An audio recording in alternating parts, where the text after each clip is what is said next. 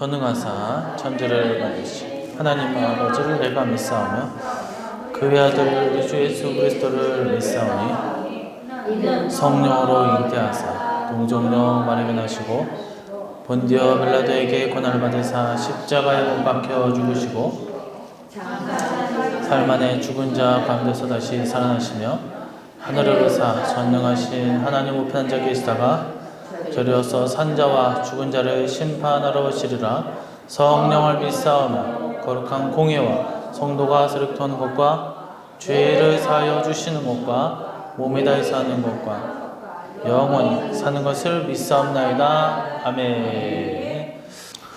하나님의 말씀 보도록 하겠습니다. 레위기서 16장 29절로 34절 말씀입니다. 레위기서 16장 29절에서 34절 말씀입니다. 너희는 영원히 이 규례를 지킬지니라. 일곱째 달 곧 그 달 10일에 너희는 스스로 괴롭게 하고 아무 일도 하지 말되 본토이든지 너희 중에 거류하는 거류민이든지 그리하라.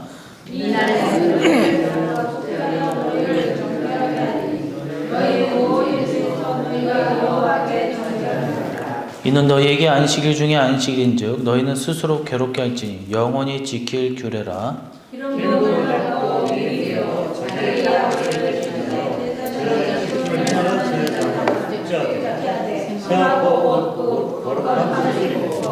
지성소를 속죄하며 회막과 제단을 속죄하고 또 제사장들과 백성의 회중을 위하여 속죄할지니 이는 너희가 영원히 지킬 규례라. 이스라엘 자손의 모든 죄를 위하여 1년에 한 번 속죄할 것이니라. 아론이 여호와께서 모세에게 명하신 대로 행하니라. 아멘. 네, 할렐루야. 오늘도 하나님의 은혜가 함께 하시기를 간절히 소망합니다. 자, 오늘은 레위기 16장 29절에서 34절 말씀 중심으로 대속죄의 결론적 말씀이라는 제목으로 하나님의 말씀을 전하고자 합니다. 그러니까 우리가 계속적으로 다루고 있는 이 레위기 16장은 그 전체 내용이 대속죄일 규례로 가득 채워져 있죠. 먼저 순념소 2마리를 제물로 의식을 행하되 이어 대제사장의 속죄와 백성의 속죄로 이어지는 내용을 다루고 있습니다.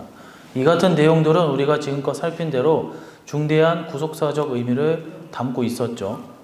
오늘도 대속죄일 관련 내용을 다루는데 오늘은 대속죄일과 관련하여 부가적이며 결론적인 겉면의 내용을 기록하고 있습니다. 그러니까 이 안에는 이 대속죄일과 관련해서 이스라엘이 스스로 괴롭게 해야 한다는 것과 대속죄일을 계속 준행하라는 명령을 이제 명령이 이어지고 있죠. 그리고 이를 행할 때 모든 죄로부터 온전히 정결하게 된다라고 말씀에서 약속하고 있습니다. 이제 본문을 중심으로 이 대속죄의 결론적 말씀이 과연 무엇인지 우리가 함께 살펴보고 그 은혜와 깨달음이 있기를 간절히 소망합니다. 자, 첫 번째로 대속죄의 결론적 말씀이 무언가? 7월 10일 스스로 괴롭게 해야 된다라고 했습니다. 29절에 보면 너희는 영원히 이 규례를 지킬지니라. 일곱째 달 곧 그 달 10일에 너희는 스스로 괴롭게 하고 아무 일도 하지 말되 본토이든지 너희 중에 거류하는 거류민이든지 그리하라라고 했어요. 그러니까 대속죄의 결론적 말씀 첫 번째는 일곱번째 달, 그러니까 1월부터 시작하면 이제 7월이 되겠죠. 그래서 7월 10일에 스스로 괴롭게 하는 것입니다. 그러니까 이게 무슨 말인가 싶을 수가 있어요. 이것은 예수님의 그 십자가의 고난을 기억해야 된다라고 얘기를 하는 거예요. 그러니까 하나님께서 속죄의 은혜를 베푸시는 날 이스라엘 백성들 가운데 그 누가 되었든 간에 모든 죄를 온전히 속함 받은 날, 그것이 바로 대속죄일. 그러니까 이날은 기쁨과 감사의 날이어야 된다는 거죠. 그런데 이날은 이스라엘 스스로 괴롭게 해야 되는 원칙이 있었어요. 그러니까 여기서 괴롭게 하고로 번역된 히브리 원문표는 이 아나라는 단어를 쓰는데 이 단어는 압박하다 그리고 고통을 가하다 등의 의미가 있어요. 그러니까 이 아나라는 뜻이 뭐예요? 스스로 뭔가 고통을 주는 거예요. 어떤 남이 이렇게 주는 게 없고 스스로 그걸 고통을 찾아간다라는 거죠. 왜 속죄의 날, 죄 용서 받는 날, 기쁜 날인데 스스로 왜 이런 고통을 느끼게 되는가? 구약적으로 보면 이해가 되지 않지만 신약적으로 이것을 살펴볼 때 지극히 당연하다라는 거예요. 왜냐하면 이 같은 속죄 역사가 있기 때문에 하나님의 아들이시며 죄와 철저히 무관하신 예수님께서 우리 같은 죄인들을 위해 죽임을 당하셨어요. 그러나 그 고통과 은혜를 기억함으로 스스로 압박하듯이 억누르고 스스로 벌하듯 하고 이 고통을 가하듯이 마음에 그 찔림을 간직해야 된다는 거. 왜 예수님께서 돌아가셨는가? 왜 예수님께서 그 고통을 감내하셨는가? 왜 그랬는가? 나의 죄 때문에, 나로 인하여 그 슬픔을 갖고 있어야 되는 거야. 그냥 기쁨만 있는 것이 아니라 뭐 예수님이 나를 위해서 뭐 하셨지, 당연히 하셨지, 이런 것이 아니라 예수님의 고난에 동참하는 거야. 죄인된 심정으로 나 대신 이렇게 희생하고 목숨까지 내놓으셨던 분, 그러면서 슬퍼해야 되고 거기도 내가 마음이 찢어져야 된다는 거예요. 이스라엘의 속죄와 관련하여 대속죄일만큼은 중요한 절기가 있어요. 그것은 바로 뭐예요? 유월절이에요. 이날은 이스라엘 과거 역사 속에 애굽이라는 나라 속에 노예가 종노릇하여 벗어나서 진정한 자유인이 되는 큰 기쁨을 누리는 날이고 뜻깊은 절기예요. 하나님의 성민과 제사장의 나라가 되는 날입니다. 이때 이스라엘이 구원에 감사할 뿐만 아니라 이 내내 먹어야 할 음식이 있는데, 먼저 유월절에는 이 핏부림을 위해 사용된 어린 양은 불에 구워 먹어야 된다는 거예요. 이는 예수님의 죽으심으로 말미암아, 그리고 그 고기를 무교병과 쓴나물과 더불어 먹어야 한다. 출애굽기 12장 8절에 보면 그 밤에 그 고기를 불에 구워 무교병과 쓴나물과 아울러 먹되라고 했어요. 여기 나오는 무교병과 쓴나물은 바로 이 거친 음식이에요. 이게 뭔가 맛있거나 뭔가 이렇게 부드러운 음식이 아니라는 거예요. 하지만 이를 이스라엘은 지속적으로 유월절만 되면 이것을 먹었어요. 민수기 9장 11절의 말씀을 보면 둘째 달 14째 날 해질 때에 그것을 지켜서 어린 양의 무교병과 쓴나물을 아울러 먹을 것이오라고 했어요. 이들 음식을 먹는 것은 뭐예요? 다 예수님의 십자가의 고난과 연결되고 있다는 거예요. 문자적으로 이를 행하는 것은 별로 의미도 없으며 납득도 되지 않을 수도 있어요. 하지만 왜 이 일을 행하는지, 왜 이스라엘 민족을 행했는지 우리는 알 필요가 있다는 거예요. 유월절에 이스라엘 구원을 위해 희생된 어린 양이신 예수님의 그 십자가를 상징한다는 거예요. 그래서 대속죄일에 스스로 괴롭게 하듯이 이스라엘도 유월절에 이 딱딱한 떡, 그리고 무교병, 이 쓴나물을 함께 먹었다는 거예요. 이 JTBC의 방송에 이 차이나는 클래스라는 이 프로그램에 보면 뇌과학의 세계적 권위자인 서울대 이 강봉균 교수라는 사람이 나왔는데, 이 뇌가 기억하는 중요한 이 내용이 무엇인지를 다루는 강의를 한 적이 있었어요. 이 강봉균 교수가 강조하는 바는 주로 생명과 관련된 정보, 안전과 위험에 관한 정보가 뇌에 잘 기억된다라고 합니다. 그러니까 예컨대 누군가 이 교통사고를 당하는 모습을 보았거나 또 간접적으로 뭐 뉴스나 이런 것을 봤다면 그것을 그것을 이제 사고 기억을 이제 내가 나도 조심해야지 이렇게 하면서 내가 뇌 속에 그것을 어떤 경고성으로 그것을 갖고 있다는 거예요. 그리고 또 유전자를 대물림하는 정보, 즉 아버지 때의 이 습관적인 행동들, 경험들, 이것은 우리가 이해할 수 없지만 그것이 아들 또 자녀들한테 그것을 대를 물려서 이어진다는 거. 그래서 뭐 생김새도 비슷하지만 하는 행동들, 말투라든가 또 뭐 이런 것들을 또 비슷한 것을 볼 수가 있겠죠. 그래서 이 같은 정보들은 우리 뇌 속에 있는 해마란 곳에 이 특별한 정보로 분리되고 이 심피지라는 곳에서 이동시킵니다. 그래서 오랫동안 기억에 간수되고 영구화한다라고 하는 거예요. 그러면 교회에 있어서 이 생명과 직결되는 핵심 정보는 바로 뭐냐? 바로 예수님의 십자가 구원 사건이라는 거예요. 그러니까 예수님의 십자가 구원의 은혜라는 거예요. 그 사람이 생명과 관련한 정보를 기억한 후에 안전한 삶을 살 수 있다는 거예요. 그러니까 누군가 생명을 주었다면 이를 기억해야 되고 이것을 또 우리 대해서 또 끝나는 것이 아니라 우리 후손들에게 그것을 되물림해 줘야 된다는 거예요. 그래야 어떻게 됩니까? 교회가 바로 서고 신앙이 바로 서고 십자가의 은혜가 끊이지 아니하고 충만하며 더욱더 세대가 바뀐다 하더라도 예수님의 십자가는 지속됐다는 거예요. 지속된다라는 거예요. 은혜가 넘친다라는 거예요. 끊이지 않는다라는 거예요. 요즘에 보세요. 뉴스를 보면 이 황당한 사건들이 많잖아요. 뭐 얼마 전에 뭐 신림동에 있었던 뭐 칼부림 사건들, 뭐 무슨 원한 관계도 아니고 그냥 지나가는 사람 아무나 칼로 이렇게 해서 죽이자라는 생각으로 무서워서 살 수가 있겠습니까? 왜 그렇습니까? 교회를 떠나고 말씀이 전이가 되지 않고 은혜가 끊겼기 때문이라는 거예요.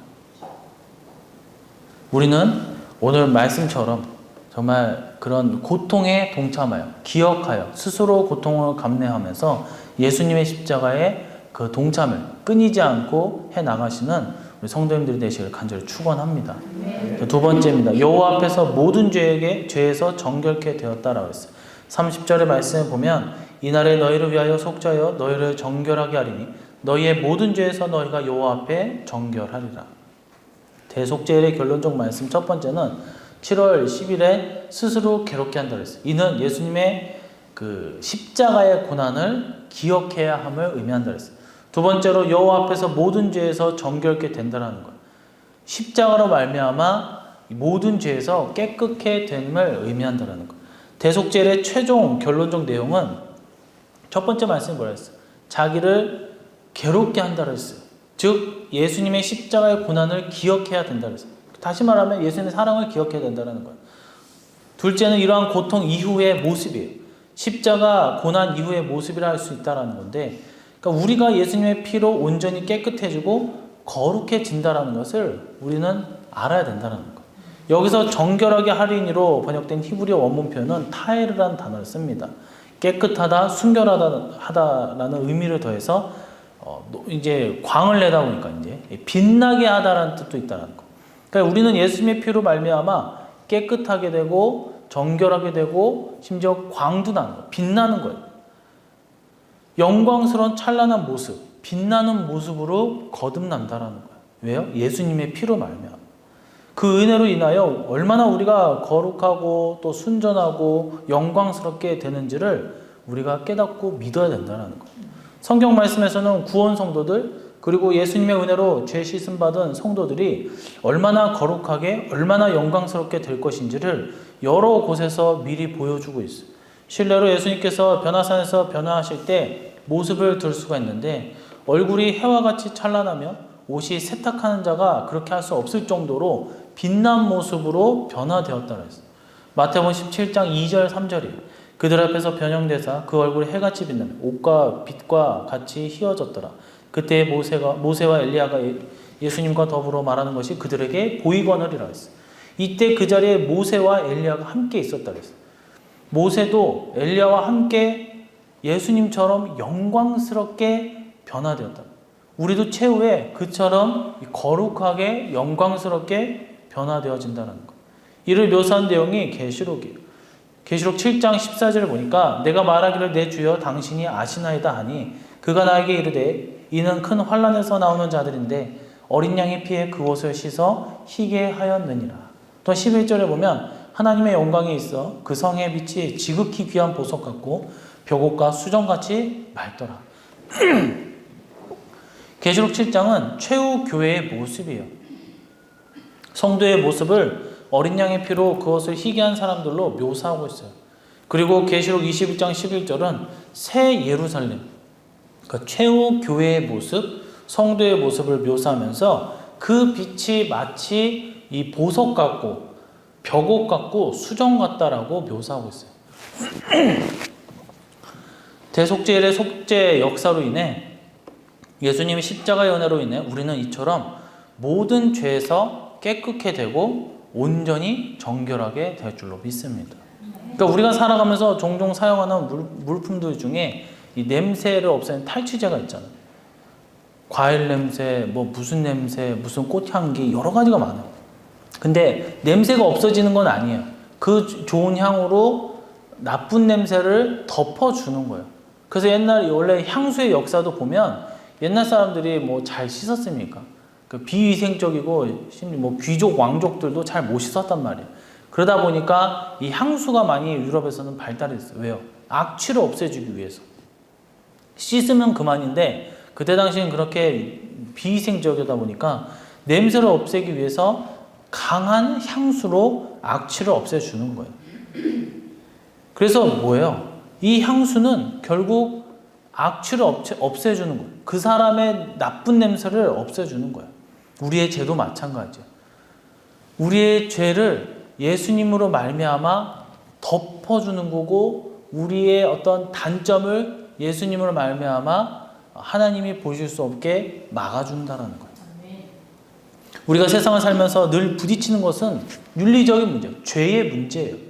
그래서 세상 도덕, 윤리, 겉으로 드러난 행위 등으로 어떻게 해서든 뭔가 사람을 바꿔보려고 하고, 좀 더 문화적으로, 문명적으로, 더 보다 나은 인격적으로 발달시켜 보려고 하지만 우리의 죄성을 해결하지 못한다는 거예요.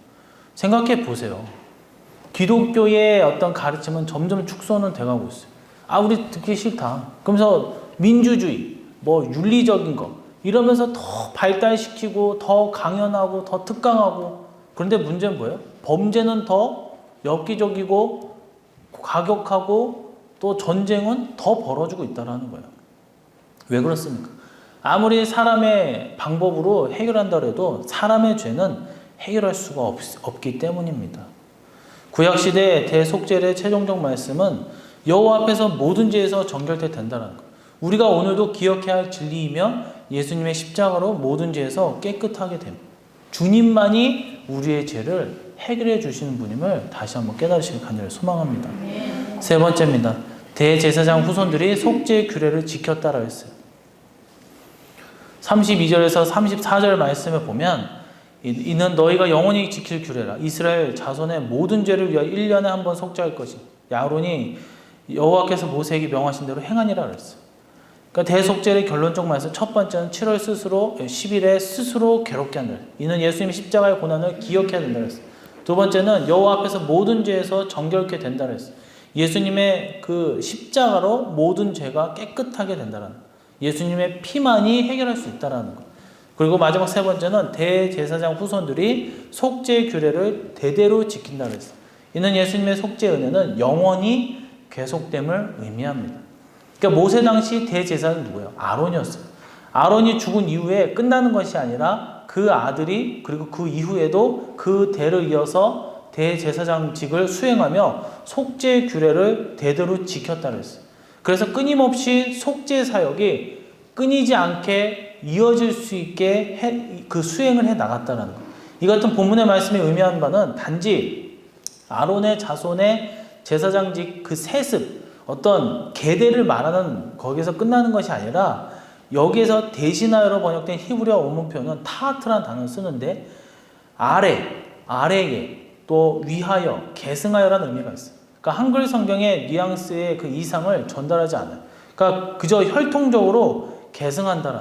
하지만 이는 단지 거기서 그치지 않고, 이 말씀은 계승한다라는 것은 제사장들이 대를 이어서 시대를 초월하여, 그러니까 그때 당시에 그냥 받고 세습하고 파습하고 계대하고 이게 아니라 시대를 초월하여서 그 속죄 사역을 담당해야 된다라는 거예요. 그리고 나서 뭐예요? 이후에 오시는 예수님께서 영원한 속죄를 이루실 것을 나타내 준다라는 거예요. 그러니까 대제사장은 누구예요? 예수님을 상징한다라는 거예요. 하지만 대제사장도 결국에는 사람이기 때문에 완전할 수 없다라는 거예요. 그래서 이어가다가 약속의 때 누구예요? 예수님이 이 땅에 오셔서 그 모든 것을 완성하셨다라는 거예요. 구약의 모든 표현들은 결국 문자적 의미만을 담고 있지 않아요. 신약으로 예수님으로 수건을 벗기면 거기에는 찬란한 복음이 구약 속에서도 담겨져 있다. 구약만 봐서는 해결할 수가 없다는 거예요. 그러니까 예수님께서 영원한 대제사장으로 우리 죄를 속하신 일을 이루셨기에 우리의 허물과 우리의 연약함에도 하나님의 사죄의 은혜는 영원히 계속될 줄로 믿습니다. 오늘 대속죄일 관련 마지막 말씀은 바로 이 진리를 우리에게 가르쳐 주고 있는 거예요. 예수님의 영원한 대제사장 되심에 대해 히브리서는 이 멜기세덱의 반차를 따르는 분이라고 묘사해요. 히브리서 6장 20절 말씀이죠. 그리로 앞서 가신 예수님께서 멜기세덱의 반차를 따라 영원히 대제사장이 되어 우리를 위하여 들어가셨느니라 라고 했어요. 멜기세덱은 창세기의 아브라함을 축복하면서 등장한 인물이에요. 그러니까 하나님의 제사장이라고 표현하고 있어. 왕이기도 하고 하나님을 섬기는 제사장이라고 했어요. 아브라함의 자손으로 이삭, 야곱의 출생하고 거기서 나온 것이 레위예요. 이 레위가 결국 레위 지파에서 레위 자손이 아론의 자손을 그 레위 자손 중에 아론 자손이 이 대제사장직을 감당하는 건데, 이 아론이 역사에 등장하기 무려 400여 년 전에, 아론이 나오기 전에 이미 아브라함에게 나타난 이 하나님의 제사장이 있었다. 그것이 바로 멜기세덱이라는 거예요. 그러면 이 믿음의 조상인 아브라함을 축복한 이 멜기세덱은 누구인가? 멜기세덱에 대해 성경학자들은 이 성육신 이전 영원한 제사장으로 일시적으로 자기를 드러내신 예수님이라고 해석하기도 합니다. 이에 더해 히브리서는 예수님께서 영원히 계시니 그 제사 직분도 그러하다고 해요. 히브리서 7장 24절의 말씀에 보면 예수는 영원히 계심으로 그 제사장 직분도 갈리지 아니하느니라. 여기 히브리서에서 말하는 멜기세덱은 곧 영원히 계신 유일한 하나님의 참 제사장이신 예수님을 나타낸다는 거예요. 그러니까 예수님께서 영원한 대제사장직을 그런 계시록 또한 증거하고 있어요. 계시록은 예수님에 대해 촛대 사이에 계시며 발이 끌리는 옷을 입으셨다라고 묘사하고 있어요. 계시록 1장 13절 말씀. 촛대 사이에 인자 같은 이가 발에 끌리는 옷을 입고 가슴에 금띠를 띠고 라고 했어요. 그러니까 촛대는 뭐예요? 교회를 상징한다 했어요. 그러니까 교회를 거닐고 있어요. 그리고 발에 끌리는 옷은 제사장의 의복을 상징합니다. 이 또한 예수님께서는 지금도 하나님의 제사장으로 우리와 하나님 사이를 중보하고 계시는 거예요. 그러니까 예수님께서 우리와 하나님 사이에서 제사장으로 계셔서 지금도 속죄의 역사를 이루고 계시는 거예요. 그래서 뭐예요? 예전에는 예수님 오시기 전에는 양이나 비둘기나 형편에 따라서 잡아야 되고 또 각을 두고 뭐 해야 되고 뭘 어떻게 먹고 복잡했어요. 하지만 예수님으로 말미암아 지금 우리가 주님 앞에 기도할 게 있으면, 우리가 주님 앞에 회개할 게 있으면 그냥 기도하고 꼭 교회 안 나와도 일상생활을 하면서도 회개하면 끝난다라는 거예요. 왜요? 지금도 예수님께서는 우리의 속죄 사역을 위해서 일하고 계시기 때문입니다. 예수님 안에서는 치료가 있고 사죄가 있어요. 회복이 있고 정결함과 거룩함이 있어요. 우리의 영원한 제사장이신 예수님을 오늘도 변함없이 바라보시기 바랍니다. 예수님만을 의지하면 오늘도 거룩하고 성결하고 죄 씻음 그리고 성화와 영화로운 삶을 소망하며 사시기를 간절히 축원합니다. 말씀 맺도록 하겠습니다. 오늘 우리는 레위기 16장 대속죄에 관련 규례 내용들을 마무리하며 대속죄의 결론적 말씀을 살펴보았습니다.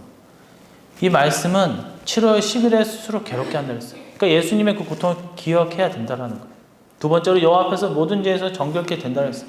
예수님이 십자가로 모든 죄에서 깨끗게 됨을 의미한다 했어요. 마지막 세 번째로 대제사장 후손들이 속죄의 규례를 대대로 지킨다 했어요.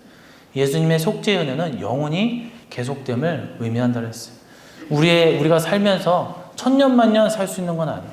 우리가 또 앞으로 미래를 내다볼 수 있는 것도 아니에요. 오직 주님 외에 주님을 의지하지 못한다면, 주님이 없다면 우리의 삶은 정말 깜깜하고 한 치 앞을 내다볼 수 없고 불안하고 평화가 없다라는 거예요. 하지만 주님으로 말미암아 우린 진정한 평안이 있고, 또 주님으로 말미암아 죄가 해결되어지고, 또한 주님의 그 십자가의 고난으로 우리는 하늘에 소망을 품으며 천국문을 두드리는 시민권자가 될 수 있다는 거예요. 이 은혜가 우리가 있다는 거에서 기쁨을 우리가 누리며 주님을 섬기는 거룩한 삶을 사시기를 간절히 소망합니다. 얼마 전에 어제 보니까 대만에서 버스를 기다리는 어떤 사람이 길을 거기서 서 있다가 위에서 에어컨이 떨어져가지고 죽었대요. 살 수 있겠습니까? 그러니까 정통으로 떨어져서 죽었다고.